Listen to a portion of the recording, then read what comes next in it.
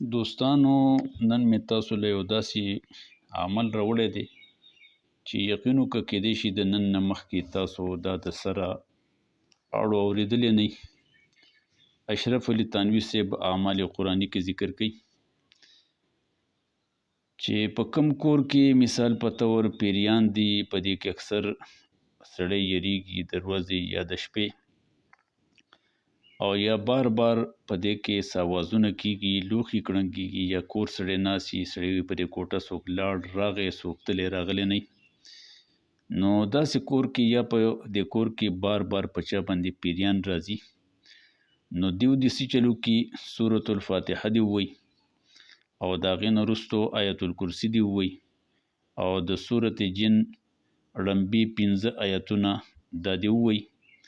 او ګیلاس کې اوبه به د راغستي مخې ته به پرتي په هغه اوبو دې دا بیا چوف کړي او د مریض چې کوم چا باندې پیریان راغلي د هغه دې مخ ته دې داسې ونولي لږ لږې ګوتو سره او د هغه په دې بدن دې دا اوبه چړکاو کړي